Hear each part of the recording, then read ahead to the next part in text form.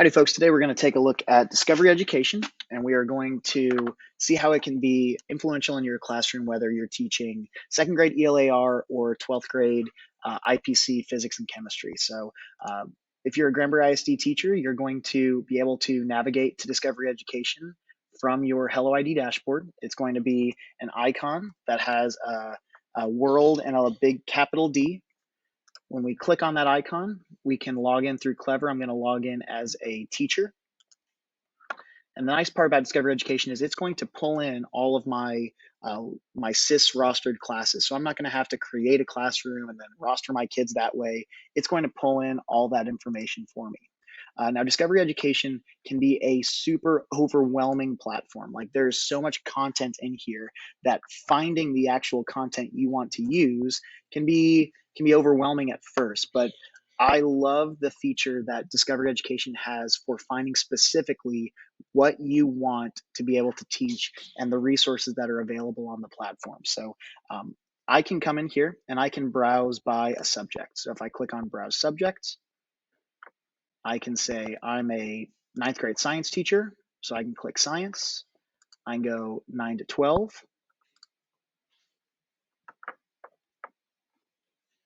I can talk about how we're doing life science, and we're doing living systems, and I can go through and I can navigate and I can search for what I want to be looking for here. Or, and I think that this is the what separates Discovery Education from some of the other platforms that we have.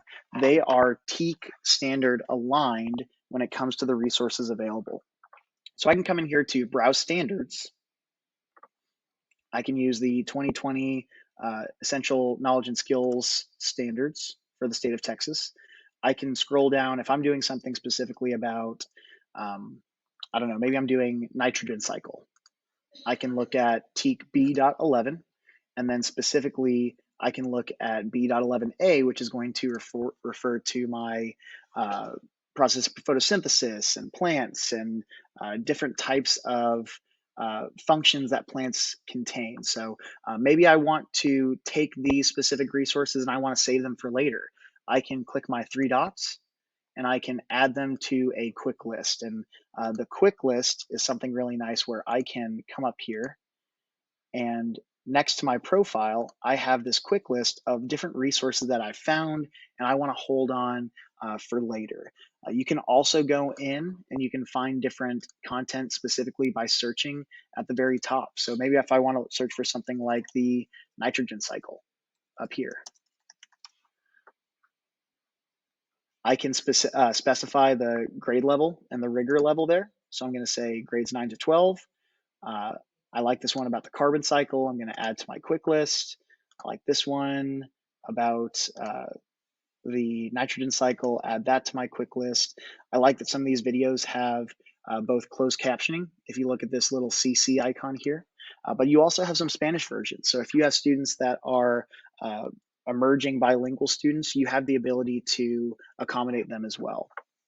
So I've found lots of different resources here. And now I'm ready to move forward with it. So what does Discovery Education do that other platforms don't? I love that Discovery Education has the content and the videos and the channels and that kind of stuff, but it also has a learning management dashboard as well. So I can come in and I can create an assessment, or I can do what's called a studio board. And I want to show the studio board first. So if I come into Studio, I can create a new one. I'm going to create a studio board here.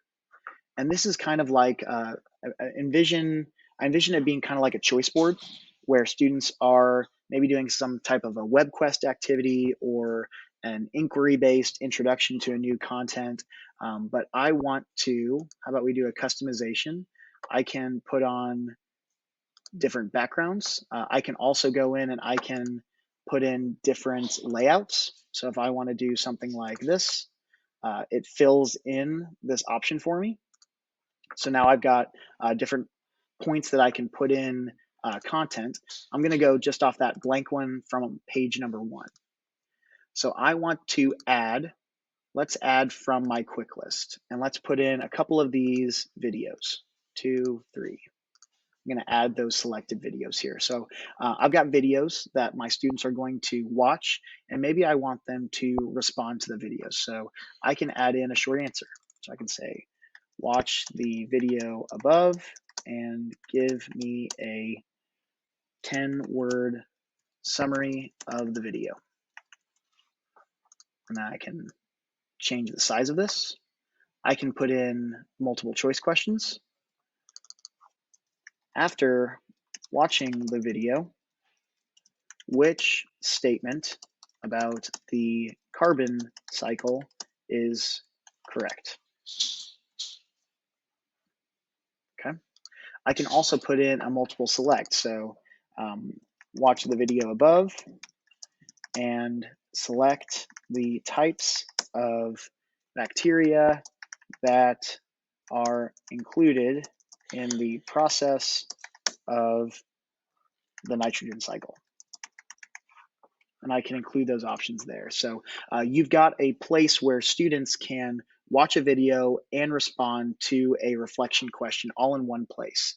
You also have this button icon here. So let's make a new blank page. And maybe I want to do something like a choice board. So I've got some early finishers and I want to give them instructions.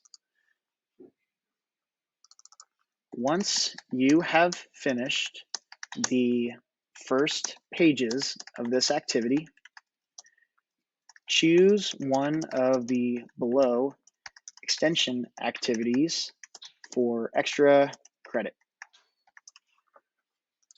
I have text features in here where I can go in and I can change the size and the font style.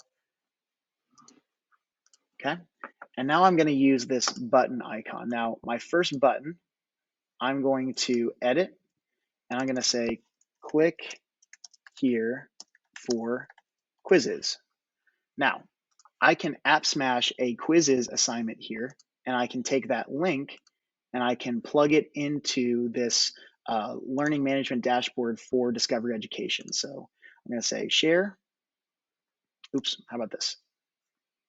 My library, right there. Finish editing my quiz, publish that, assign homework, grab that link. Now I'm going to drop in my link right here.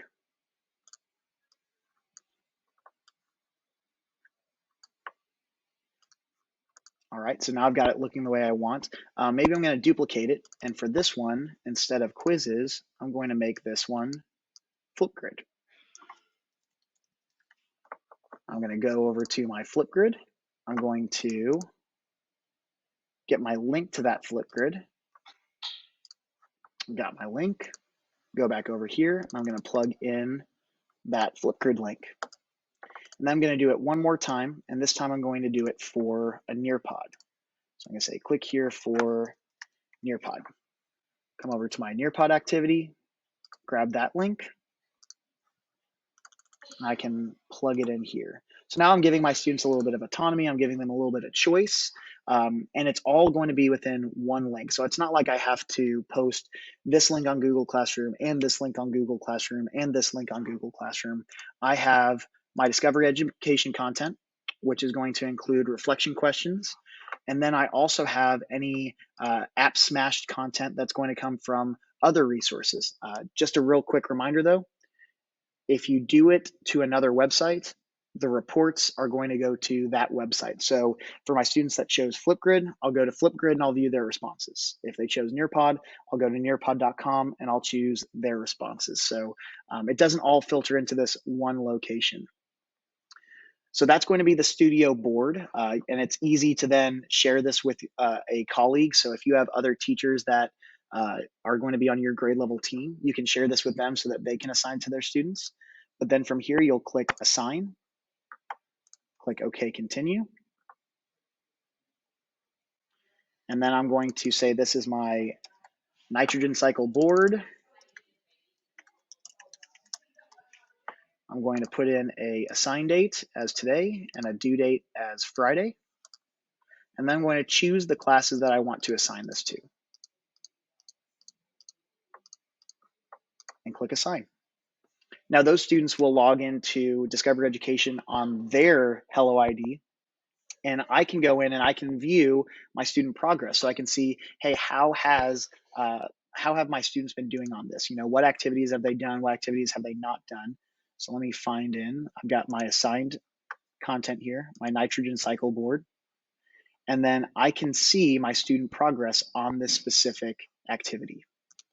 I'm also a big fan that when you're viewing this from the student perspective, there is an immersive reader option. So for our students that have accommodations and modifications to assignments that include oral administration, the Windows version of immersive reader is embedded into Discovery Education, which makes an incredible difference for those different types of learners. So I can actually go in here and I can have the immersive reader identify the different nouns, the different verbs. Okay. There's also a way to turn on a text picture dictionary. So if there were a word on here that applied, you could hover over that word and it will show an image. So for our ELLs and for our emerging bilingual students, you have the ability to communicate in more ways than just the text version of it.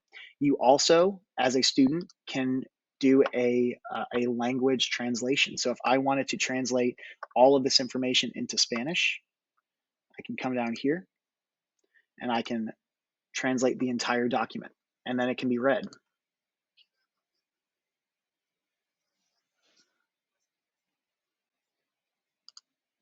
So a really great embedded feature to Discovery Education as well. Maybe I don't want to do that studio board, which is kind of like a choice board, interactive, immersive app smash. Maybe I want to do something that is strictly formative assessment. I can come into an assessment builder and I can create a new assessment, and I'm going to call it nitrogen cycle assessment. Going to put my questions in a random order, and then I'm going to save it to my content in my my profile. But I love this. Look, I don't have to make the questions. I can search for questions about the nitrogen cycle.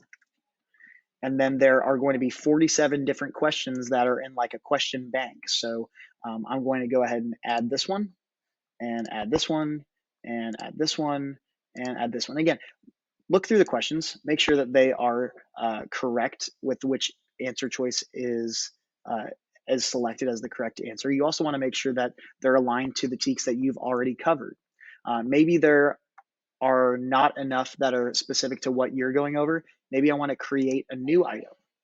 So I'm going to create a new multiple choice question. I'm going to say, what type of bacteria breaks down organic material? Put in option A, option B, option C, option D. And I love this. Look, you can go in and you can tag the questions that you make. So if you want to specifically tag the TEK, on the report side, you'll be able to see, hey, how did my students do on TEK B.1.4? I can tag it to that 9th grade biology TEK. I can say, hey, this is a pretty hard question. I can look through and say, this is on kind of that hierarchy of Bloom's, of levels of thinking. I can say this is probably more of a recall and reproduction. It's an easy question. I'm going to say B.1.4. Okay. And then I'll save that and then add that question to my assessment. So now I've got that 6-question assessment built in here, and I can assign it to my students this way. So when I click on assign, same way that I did it before, I'll put my title, add the date. I'm going to assign it today and have it be due on Friday.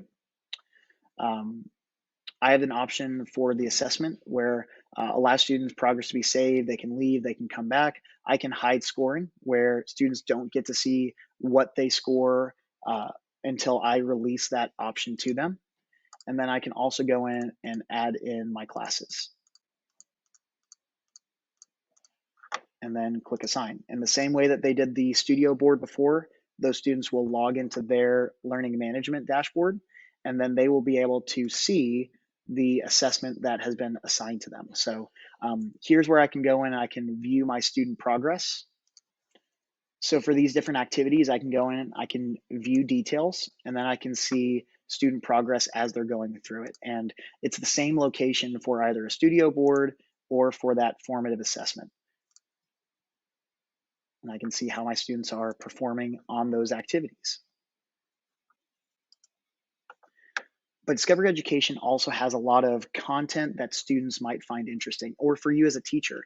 I know that when I was teaching kind of some miscellaneous sciences, I was teaching aquatic science, I was teaching aviation science. It was hard to find content that was applicable for my course. But things like Mythbusters were always something that engaged students. There is a channel that is specific for Mythbusters. So there are full episodes of Mythbusters. There are full episodes of Liberty's Kids. There are full episodes of Reading Rainbow and Magic School Bus and Earth to Luna.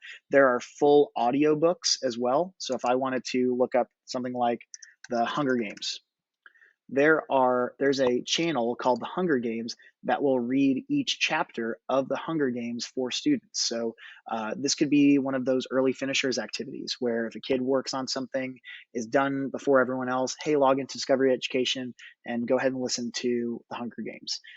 I can assign this or share this with the student, and they're able to go in through their login, they're able to get to that content. And the last piece that I really want to talk about with Discovery Education is this activity center. So Discovery Education has a monthly calendar that's specific to grades K2, grades 3-5, grades 6-8, and then the high school as well, that's going to have built-in content-aligned activities each day. So when I go to 6 through 8, I can say that today is October 26th, and today's activity is Attack of the Jack-o'-lanterns through the Goosebumps channel and how it relates to ELAR standards, figurative language, whatever Discovery Education has kind of aligned it to. So I hope that you guys find Discovery Education useful. Be sure to follow us on Twitter at Pirate Tech Trio and at Coach Polano, and we'll see you guys next time.